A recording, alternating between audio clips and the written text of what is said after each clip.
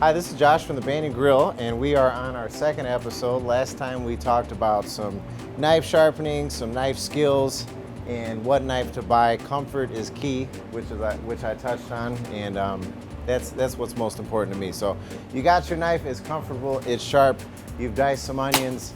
Now we're gonna make some risotto. And if you don't know what makes risotto unique, it's made from arboreal rice. Arboreal rice is very high in starch. So while other rices, wild rice, basmati, brown rice, you know, those are done in the pilaf method or boiled on the stovetop or steamed. The rice goes in the water goes on top of it, it's cooked, it fluffs up. This rice has so much starch that if you stir it as it cooks, you get this very creamy product, I guess.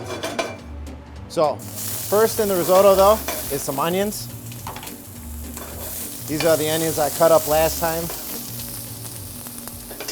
Cooking a little more than I normally would for myself, obviously, but this is something that it reheats well. All you're trying to do is just release a little bit of flavor. Tiny bit of salt and pepper, and then the rice goes in. I would say if you're cooking at home, do a cup to a cup and a half, roughly. I'm just trying to show the technique, so I'm not measuring it that much. And then something that's important while you're doing the risotto is that you want to have enough oil to coat the rice before you start to add the liquid. So I'm going to add just a little bit more.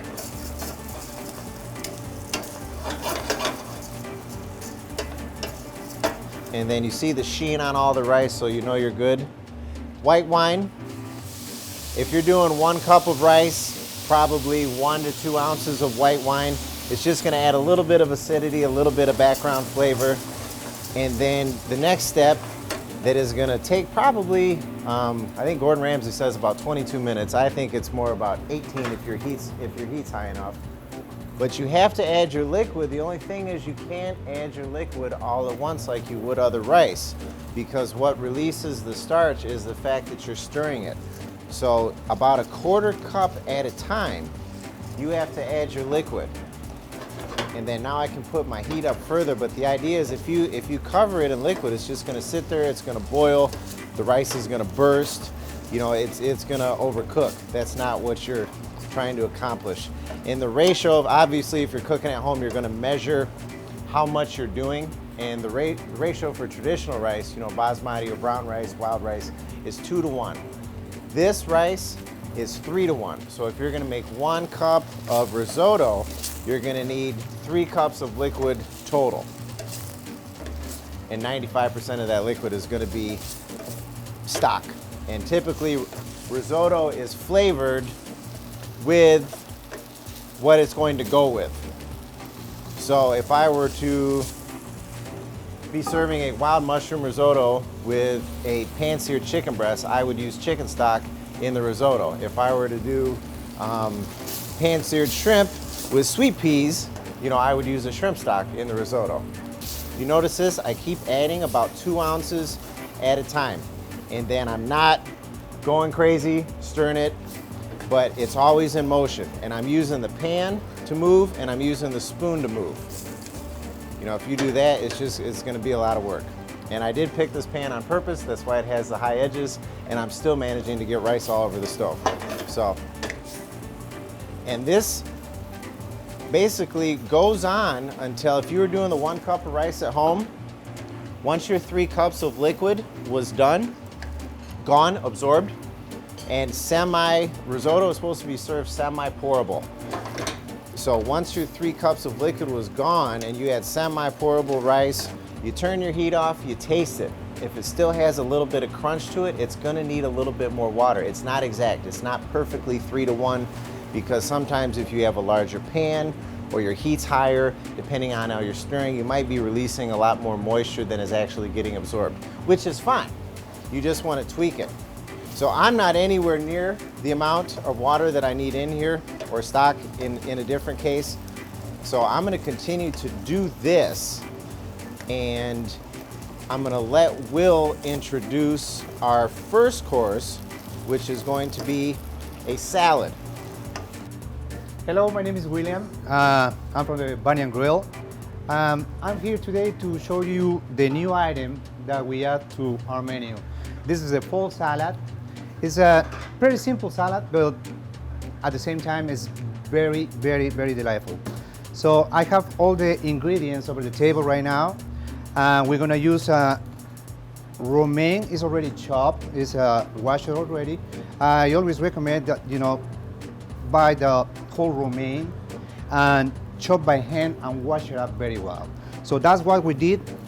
We have a romaine in this little bowl over here, and the star of the salad is going to be the Brussels sprouts. The Brussels sprouts is basically a baby cabbage.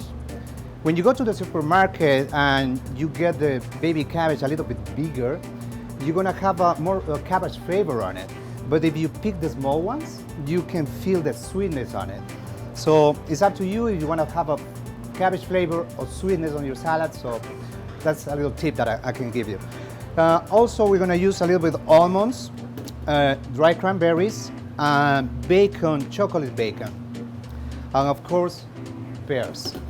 Now we're going to put these things together, and we're going to see what is the result. I always like to dress a little bit. I don't like to put, the whole amount of romaine on a bowl and put the dressing on it, because you're going to have more dressing in one side or to the other one. Now this way we're going to start mixing all the ingredients by hand, and as you can see, we're going to have dressing all over the romaine and the Brussels sprouts as well. I'm going to use this little radicchio leaf. It's just for garnish purpose. I'm going to try to keep the garnish just right in the middle, and that way it's going to be more colorful, your salad. Now that we have all the greens placed on the plate, we're going to start putting all the things around.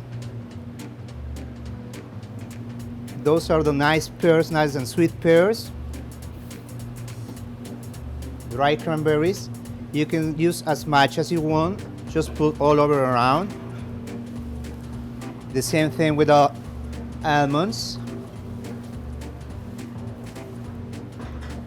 And this is a very nice touch. This is the bacon. Everybody loves bacon. And we have this bacon, we drizzle a little bit with a chocolate on top, let it dry a little bit.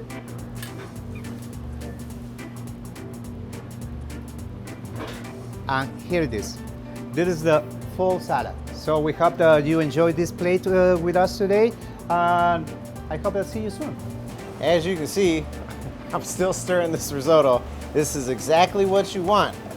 And you can see there's no cream I've added to this, there's no cheese I've added to this. This gelatinous look that it's getting, this is all from the starch that's being released. But you have to keep doing this. If you just, when I was probably 24, 25 and wanted to be lazy, I'd get all my liquid, I'd get my onions, I'd add my rice, I'd add the fat, cook that down, add the wine, and then I'd just dump all the stock in there, or half of it. And I'd go do something, and then I'd come back and I'd stir it. And it tasted all right, but it wasn't what it was supposed to be. So